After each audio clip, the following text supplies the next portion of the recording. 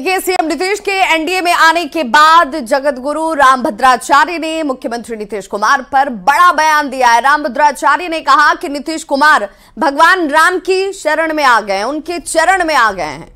नीतीश को INDI alliance में सम्मान ही नहीं मिल रहा था और इसीलिए वो एनडीए में अब आए हैं। सीएम नीतीश के एनडीए में आने पर कांग्रेस नेता आचार्य प्रमोद कृष्णम के तरफ से भी एक बयान सामने आया है, जिसमें प्रमोद कृष्णम ने कहा है कि अब इंडी अलायंस नाम की कोई चीज रही नहीं गई है।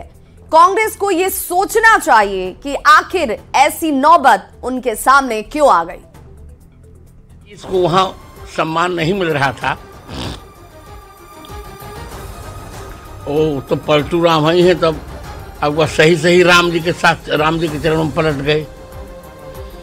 जब रावण का भाई विभीषण राजनीति में राम जी के शरण में आ सकता है, तो नीतीश के आने में क्या अंतर पड़ता है। देखिए, ममता जी समझ लो गई, केजरीवाल जी बहुत समझदार और बड़े नेता हैं। उन्होंने बड़े तरीके से भगवंत मान जी से कहलवा दिया कि हम पंजाब में एक भी सीट नहीं देंगे।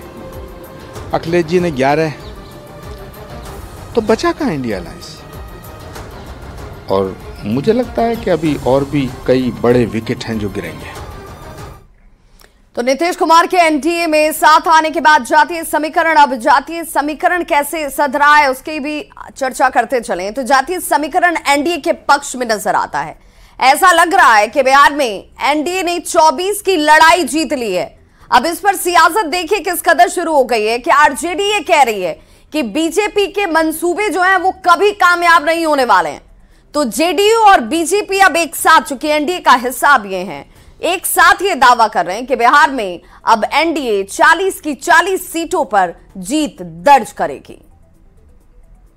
हमारे नेता ने कभी दबाव की राजनीति बर्दाश्त नहीं की है।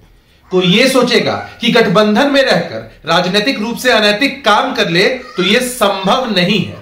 हमारे नेता ने कभी क्राइम, करप्शन और क्रिमिनलिज्म के साथ समझौता नहीं किया है और आगे भी नहीं करेंगे। ये सरकार बिहार के विकास के लिए काम करेगी। देखिए, सच तो ये है कि अब नीतीश कुमार जी की शकल बिहार का आम आदमी देखना नहीं चाहता। तो जिस नेता की शकल से बिहारियों को नफरत हो गई है, वो नेता जहां जाएगा वहां सत्यानाश ही न करेगा। तो शनि की महादशा की तरह जाके अब बीजेपी में बैठ गए। कोई है सोई जो राम रचि राखा। राम ने बिहार में एनडीए को रचा है। प्रधानमंत्री नरेंद्र मोदी जी के नेतृत्व में, नीतीश कुमार जी के नेतृत्व में, सम्राट चौधरी जी के नेतृत्व में और विजय सिन्हा जी के नेतृत्व में हम एनडीए की 40 सीटें बिहार में जीतने वाले हैं। अगर बिहार की मौजूदा राजनीतिक परिदृश्य देखा जाए और सारे समीकरणों का आकलन किया जाए तो मुझे लगता है ये बताने की जरूरत नहीं है कि लोकसभा चुनाव 2024 में बिहार में 40 सीट पे एनडीए जीत दर्ज करेगी। आदरणीय नीतीश कुमार जी ने भले ही पाला बदल लिया हो, बीजेपी को बिहार में सत्ता में ला दिया हो, लेकिन जनता माफ नहीं करेगी। और 24 की बाजी जो जीतने का ख्वाब बीजेपी देख रही है, वो ख्वाब, वो सपना पूरा होने वाला नहीं है। हर चीज का हिसाब किताब होगा। जनता की अदालत में पाई पाई का हिसाब लिया जाएगा।